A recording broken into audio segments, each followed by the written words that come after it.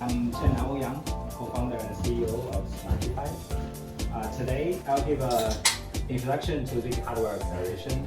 Mainly, we'll cover the problems we are trying to solve, method and solutions we have, and the tools we have to do the implementations. It's a very gentle intro, so if you have any questions about anything deeper than what I covered, we can discuss. Feel free to ask questions along the way.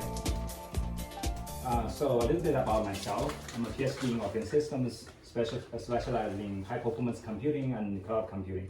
So that's why I entered the blockchain from the angle of high performance computing and acceleration. So I was a former Facebook research scientist, and I quit Facebook in 2018 and founded a company called Open Mining. So I did a lot of GPU and FPGA based mining on altcoins. So the technology is pretty much the similar.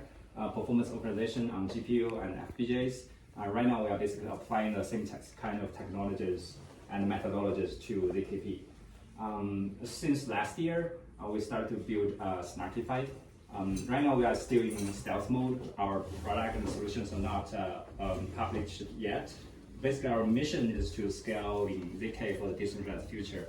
The technologies we focus on including infrastructure as well as developer tools. So we look at, besides hardware acceleration, we also look at proof aggregation, recursive proofs, as well as the cloud infrastructure. Well, accidentally, I'm also an NFT collector and got covered by New York Times and CNBC because I beat one of their New York Times NFT column. Okay, I'll start with some basics because I'm not sure if everybody is familiar with the objects we are dealing here. So the first object we are going to introduce is polynomials. That's the basic mathematical object we deal with in ZKP. We have two representations of polynomials. One is coefficient representation, one is evaluation form.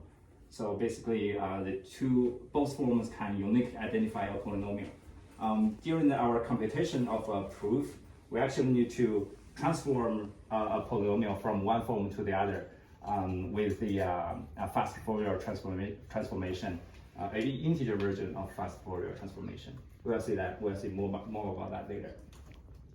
The second mathematical object we're going to deal with is fields. So fields is basically, you can treat it as a set of integers with two operations, or actually four. That's add, subtract, multiplication, and inversion. With those four operations defined on the set of integers, you basically got fields. That's not a strict mathematical definition, but you can understand it in this way. The computation we're going to do on fields are mostly addition, then you model the result by a prime number p, and you do multiplication as well as the inversion, and also model the result by the number p. In real world, the number prime p is typically more than 255 bits. So in our implementation, we're actually using very big integer representations for the every element. Because in our CPUs or even GPUs, we mostly have 32 bits registers or 64 bits registers. We need to represent those large integers that's more than 255 bits integers, represent them with the 32 bits or 64 bits integers registers. So we need to divide those big integers into many limbs and then do the calculation that way. So the next object we're going to be dealing with is elliptic curves. So here I'm referring to those ZK proof systems constructed on pairing, based on pairing. Basically, they are elliptic curves that has a property of bilinear property. We will not cover the pairing stuff today. What we need to know here to do hardware acceleration is actually the basic addition, like how addition is defined on the elliptic curve points. So here I have a figure there showing how addition is defined. If you want to calculate R by adding 2 points, P and Q, you define a line across PQ and intersect with the curve on the negative R point. Then you mirror it to the axis, get the final R. So the equations on the left is actually how to calculate the coordinates of R from the coordinates P and Q. You can see that to calculate R, we actually need to calculate delta x, basically xq minus xp, then you calculate the inversion. There's one inversion involved. Then there are multiple multiplications, for example, k squared or k multiplied by xp minus xr. So basically the calculation involved here is one inversion as well as several multiplication with additions. We'll see how we will deal with those computations later. With those objects in mind, we can construct a ZKP system. So why polynomials and elliptic curves are important in today's ZKP systems is because modern ZKP systems are constructed with two cryptographic objects, I should say. One is IOP, interactive oracle proofs. The other is polynomial commitment schemes. The reason why we are dealing with polynomials here is because ZKP is constructed using polynomial commitment schemes. Like Professor Dan Bonnet have a very good introduction around these topics. If you guys are not familiar with concepts, that's fine for this talk, but it's good for you to check Dan Bonnet's presentation later. So basically, polynomial commitment schemes is an essential building block for ZKP. The way it works is we use polynomials to encode the computation. Basically, it's Turing complete. Any computation, any code you write in any language can be represented by a set of polynomials. You encode your computation with those polynomials. Then if you want to check some properties of your computations, you basically do it by checking the relationships between those polynomials. That's the intuition here when we do ZKP. So when we want to prove something, and actually to generate the proof, we need a lot of computation of those polynomials. That's including polynomial evaluations as well as transformations. For example, from the coefficient representation to the evaluation representation I mentioned earlier. So that's the computation we're going to deal with in generating proofs. Okay, we'll cover the basics. Then I'll look at the two particular problems we are going to solve in ZK hardware acceleration. The first one is called MSM, multi-scalar multiplication. If you look at the Z price last year, from the summer to end in the winter, there are basically two problems. One is MSM, the other one is fast Fourier transformation, I'll mention later. So everyone is working on the two problems. Those are the core two computational kernels we care about in hardware acceleration. You can think it as matrix multiplication in deep learning. So this is the most fundamental calculation you care about to do AI, or in our case, to do ZKP proof generation. The problem of MSM is actually quite easy to understand. The input you have two vectors. One is a set of points on elliptic curves represented by pi. So you have a set of points. Then you have a set of coefficients with that point represented by ki. So you multiply ki with pi, then add them together. That's simple. It's basically a linear combination between a set of points, a vector of points, and a vector of k. What we need to pay attention to is those p and k is actually quite large. For example, the coordinates of x, y belong to a so-called base field that is more than 381 bits in case of DLS 12 curve. The ki can be more than 255 bits in the DLS 12 curve. There are other different curves that have different size on the coordinates as well as on the scalars. For example, there is one called Goldilocks field used in Snarkify. That's actually 64 bits. It's quite smaller, much easier to compute.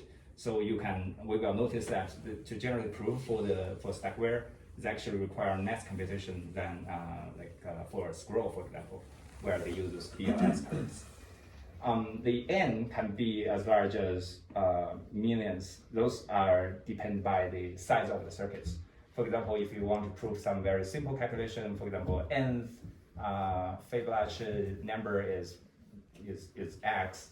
To prove this, you need a very small circuit. However, if you want to write a circuit for example, ZK EVM, or what Axiom is doing, trying to index all the on-chain historical data, you write a circuit for that, your circuit will be very large, and to describe such a circuit, you need many polynomials with a high degree. In this case, you have millions of points to generate those multi-scalar multiplication calculation. So the next one, core problems, called number theoretical transform. Basically, it's an integer version of fast Fourier transformation. The reason we need it is to transform the polynomials from iteration form to coefficient form, or vice versa. We know that we can do this in n log n time. Otherwise, we need n square time. So we use this technique to transform the polynomials in different forms. The size can also be millions of integers, and each element can be a few hundred bits. However, there are special cases where it's very small. So those are two core problems we are looking at. All the hardware companies are basically implementing those two kernels on different devices. For example, on GPUs, they are optimizing those two computation kernels.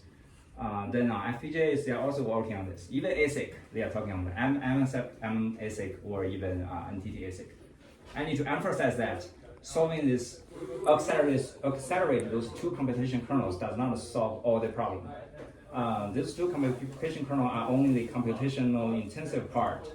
That's a fundamental bottleneck. That's the fundamental computational bottleneck of the ZKP. However, there are a lot of jobs or optimizations can be done in a higher level. For example, how do you combine these kernels? How do you scheduling jobs between those kernels?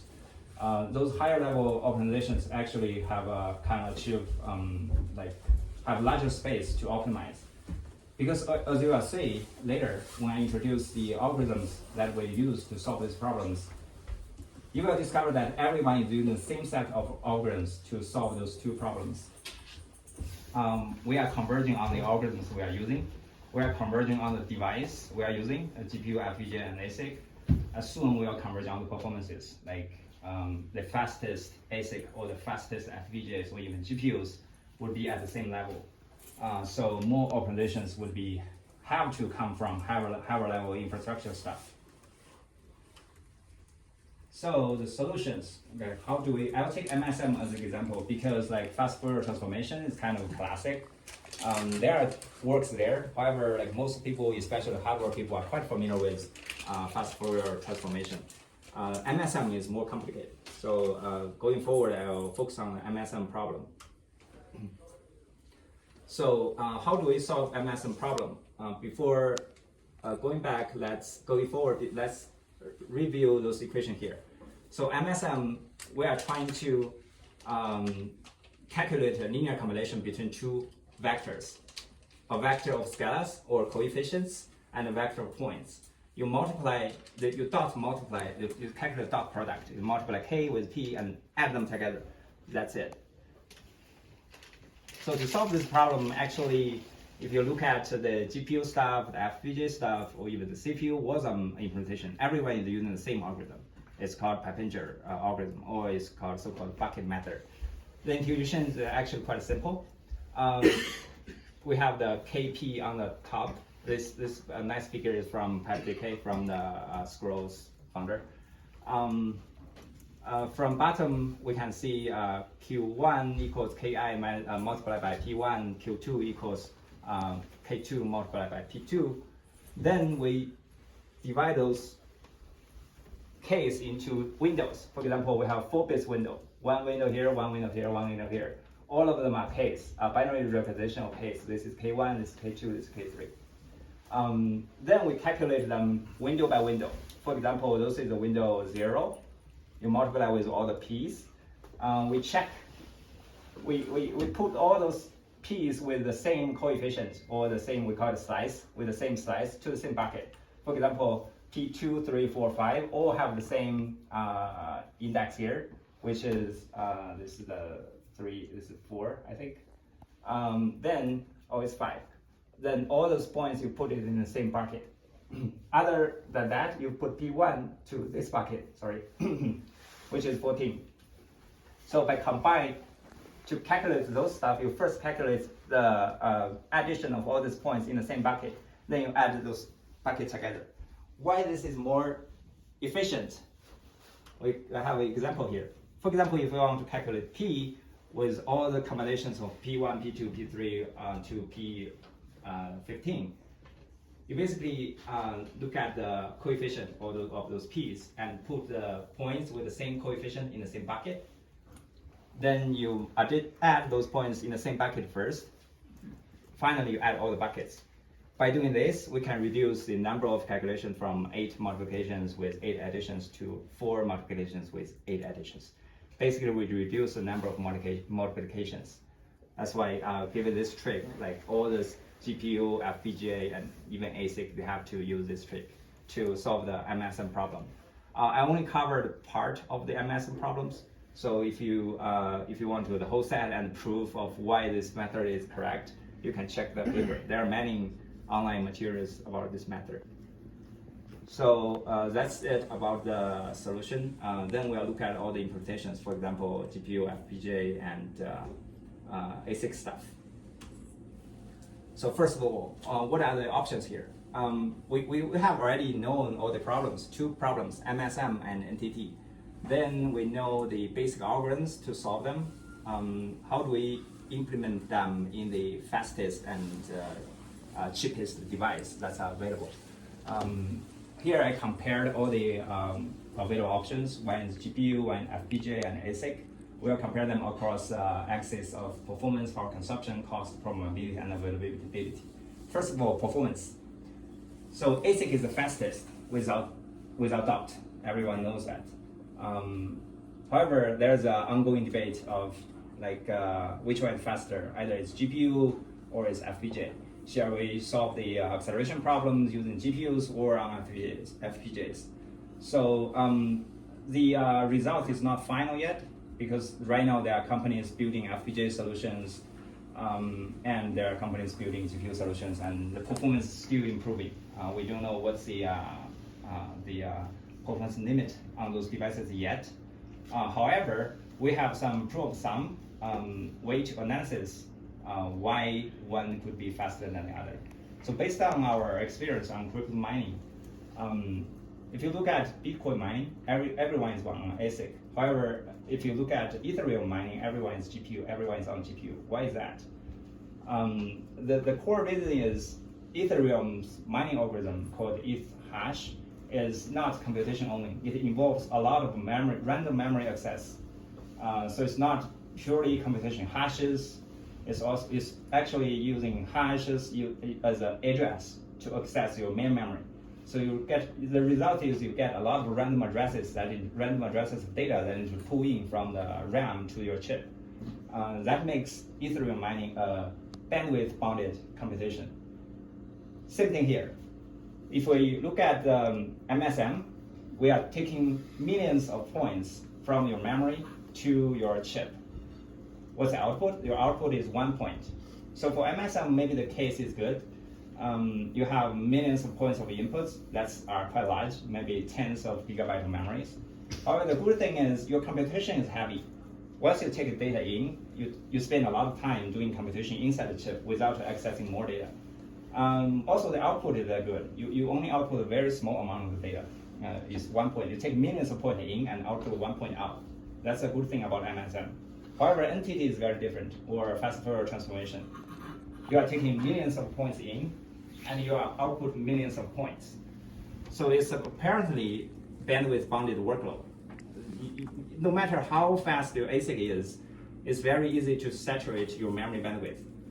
All the chips, GPU, FPGA, and ASICs are using the same memory technologies, so-called DDR5 or DDR6. You can use ASICs or specific architecture inside the chip design. However, once you communicate with your DDR main memory, you are on the same memory communication technology. So that's why once you become memory bounded, then all those devices become have the same bottleneck, which is the memory communication. So given that, our view is if the workload is memory bounded, GPU tends to be more chip or more performant, because as I mentioned, the memory communication technology is the same on GPU and FPGAs. However, GPU has a way larger volume. That's why it's more accessible and cheaper to get. However, for FPGAs, the manufacturer volume is way smaller than GPUs. It's very easy to get higher cost for the chip at the same performance. ASIC is a bit different. We also have Ethereum ASIC miner. Why is that? Because eventually people figure out a new way of doing memory communication between chips and memory, and between chips and RAM. Traditionally, the way you implement it is you have a computer chip and you have a RAM chip, SRAM or DDR-RAM. You have some communication between them. However, the newest technology allows you to lay a compute chip on top of a memory chip and create many vertical communication tunnels or channels between your compute and your memory. This way, you can create theoretically unlimited memory bandwidth between your compute and storage main memory. That's why people figure out how to build efficient Ethereum ASIC as well. Those technologies are possible in the area of ZKP as well, but we are far from there because right now people haven't figured out FPGAs yet. So FPGA is the first step towards ASIC. So we need to see fast FPGAs first. The second axis is power consumption. This one we don't have much questions. Like GPU have higher power consumption than FPGAs than ASIC. Then the cost. GPUs is efficient as well as affordable. The reason is that we have a large volume of GPU production. Like you have the economy of scale. FPGAs can be easily very expensive, especially for those chips that are not like manufactured at a large volume. However, in the mining world, people figure out how to use second-hand chips to do crypto mining. Those chips are very like dirt chip, maybe 1/10 of the original price. ASIC is the cheapest because it's you make from silicon and you don't have those margin charged by the NVIDIA or FPGA acquired by Intel and AMD, for example. Finally, the programmability. GPU is most programmable. We have the largest set of programmers who know how to program to use. FPGAs have medium programmability. ASIC is tricky. We think ASIC is like application specific, like one chip can only do one thing. However, that's not actually true. If you think about the definition of ASIC, actually CPU and GPUs can be considered ASIC as well because you take them out from TSMC. The difference is that GPUs and ASICs have a set of instruction that allows you to programmable it, and that set of instruction for CPUs and GPUs are Turing complete. So you can use the instruction to describe any computation. It's possible for us to define or develop programmable ASIC for ZKPs. Like in one case, you can develop ASIC for stackware, for example, for scroll, for ZK-Sync. You have 3 different kinds of ASICs. However, the other way to do this, you have a somewhat generic ASIC that allows you to tune some parameters, or you implement the core computation kernels. For example, you have multiple MSM cores, multiple NTT cores, and you expose a somewhat generate instruction set or API that allows your programmables to compose between those MSM and NTT cores to build like a scroll prover or stackware prover. By the way, stackware does not use a lot of NTT. MSM, because it's hash based. But the point here is, it's possible to build a generic ASIC that has some programmability for ZKP.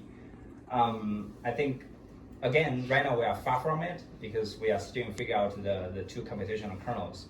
Eventually, we'll figure out how to build a generic programmable API for those ASICs. Finally, availability.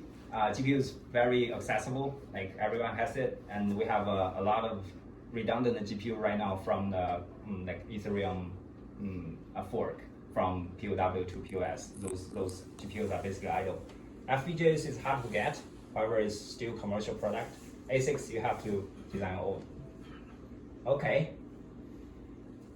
Then let's look at different algorithms or implementations on different devices. First, CPUs. Like recently, I'm working on those CPU implementations because we participated in the prize competition, working on like the WASM implementation in your browser, how to do MSM fast in your browser. Right now, I'm porting those top performance from ZPrice to Mina because Mina care about their browser performance as well. So besides the Pippenger algorithm I mentioned, there are many other techniques. It's already published on my HackMD, so-called batch affine addition, where you can reduce multiply called addition cost, and the GLV decomposition.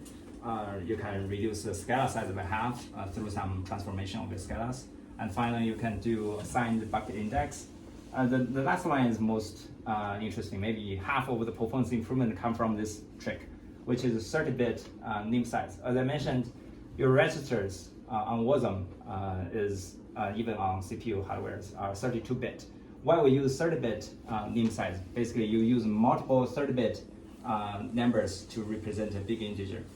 This is WASM specific because the WASM implementation, like the multiplication instruction of WASM, that makes it faster or more friendly for 30-bit name size instead of 32. That's what people figured out during this implementation. So the point here is the algorithm are public. Everyone knows that. No matter you are like CPU algorithms may be the most advanced. If you are designing GPUs or FPGAs or even ASICs, you are basically based on those algorithms and develop map those algorithms to a specific hardware, depending on the hardware architecture. That's why I said earlier, like the algorithm we are convergent to the same set of algorithms we can use. The rest is more figuring out how to map them efficiently to a particular hardware. Then this is level optimizations. I think the back order is wrong. I'll get back to that slide later. Then on GPUs, I haven't got any concrete result on those yet. So I basically list all the open source implementations here. So for MSM, we have now 4 open source implementations at least. One is from the ZPrice result. One is from Supranational, their SSpark library. The other one is from MATLABs. They recently published their approver for ZK-Sync, named Era Bellman CUDA. The final one is older, from maybe 2 years ago, called Bell Person from 5.0. The problem here is actually there's no clear public results about which one is faster on the same kind of computation. All of them can calculate MSM on certain curves. However, it's not quite clear which one is faster. You have to benchmark yourself. That's something I need to figure out soon. Then on FPGAs, we have multiple teams working on those. We have 2 submissions to the ZPrice hard camel. Those are Jane Street people and Jump Crypto. Interestingly, all those Wall Street high-frequency trading firms are working on those ZKP problems because they already have an internal FPGA team. They use FPGA to do high-frequency trading.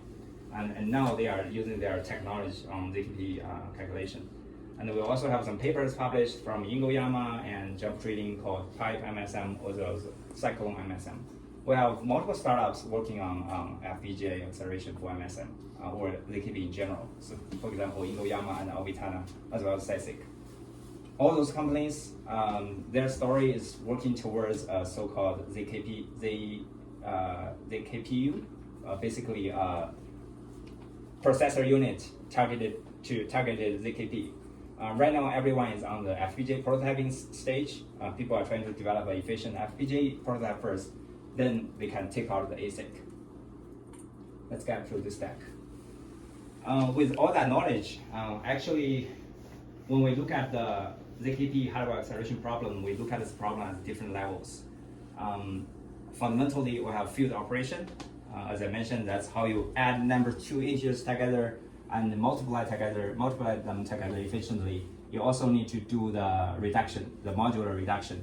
Those are the field operations. So for developers, actually, we need to pay a lot of attention to the object and their abstractions, the abstraction and the operations they provide to us. For field objects, for field element objects, it basically provides you add, subtract, multiply, and divide. So we need to figure out how to calculate those field operations fast.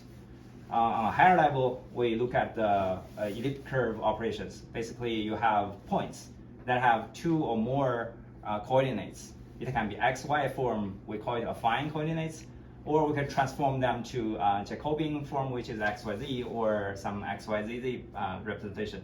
The difference between those representations is that the addition cost is different. So you need to, depending on your particular case, you choose different representation of the points, and you try to speed up the elliptic curve operations. On a higher level, it's problem specific. For example, what kind of algorithm can we use to calculate MSM faster? What kind of algorithm can we use to calculate NTT faster? There's one more row. I didn't write it here, which is one level higher. That's how do you compose those kernels to make your whole workflow faster. For example, if you have a fast MSM kernel and a fast NTT kernel, how do you combine them? How do you scheduling your jobs between them to make your ZKP prover fast in general? So those are the levels of optimizations we look at and we try to improve. Okay, finally, it's not technical, it's more ideology.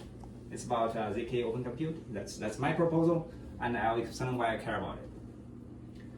So our position here is to level the battlefield, because I learned a lot from crypto mining. That's many bad things happened. We don't want to see that again in the ZKP. That's not good for the community. It's also not good for the industry in general. So, for example, in crypto mining, we saw POW chain teams release ON square open source software. That's very slow. Then they have some unlock-n proprietary implementation in-house. So what they do is, because the POW team designed the POW algorithm, so they start the algorithm design 6 months before their public launch. They also started their GPU implementation or even FPGA way before the public launch. So the community get to know the algorithm and start to optimize it on the public launch day. And the team already have an in-house algorithm implementation, and the community has to start from N square. Then we have the commercial software side that also are trying to make money from those competition. So the commercial software teams saw this N square implementation and know that there's a huge opportunity to gain performance edge here. They will take from open source community, for example, some open source miner software, 16 miner or anything like that. Eventually they get some unfair performance edge against the community. It's easily 10 times faster. There are multiple occasions we are like 10 to 40 times faster than the open source implementation. And those commercial software companies are incentivized to limit knowledge sharing, because performance edge is how they make money. They will not tell you how fast they are. They will not share the optimization techniques. So in general, for me, it's a very slow learning process. Basically, you are on your own. You don't share your knowledge to others, and others don't share knowledge to you. It's like everybody's working on their own. In general, it's not good for the community as a whole. And finally, performance hackers gain advantage over the community with advanced algorithm. For example, for us, during the years before, we can do, when the community is running on CPUs, we can use GPUs. When they are using GPUs, we can use FPGAs. And there are always a battle on ASICs. For example, somebody built a 28 nanometer ASIC, some other group has more money. With a deep pocket, they can build a 16 nanometer ASICs. So all these things are quite bad for the community and for the industry as general. That's why we have Bitmain, we have many ASIC companies in crypto mining. However, what we saw here in ZKP is kind of, we saw something very different. For example, Z-Price. There are many people in Z-Price are willing to open source the software, open source their faster speed implementations for the MSM and NTT. More than that, they are very willing to share that knowledge, because we are not the top performer of the Z-Price. However, when I look at the source code of the top 2 performers, actually it's quite hard for me as well to master every details of their implementation. Because for one, when they do the implementation, they don't have a software engineering practice in their mind. It's for the competition. They don't have to write the code very easy to understand.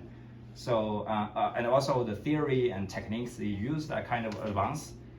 Without the background or the mathematical theory, it's very hard to understand the code. So I have to reach out to the authors basically, and the authors are very willing to share their knowledge and tell me what the technology I used, why it works like that. I think that's also very important, to like help the community develop as a whole. So we are in a position to open source everything we developed in hardware acceleration. So I guess in the future you will see our open source code on CPU, GPU, or even FPGAs. Hopefully ASICs, we'll see. Like our goal here is basically to level the battlefield. So no commercial company can be 10 times faster than me. So that's it. You're welcome to follow our Facebook. Thank you.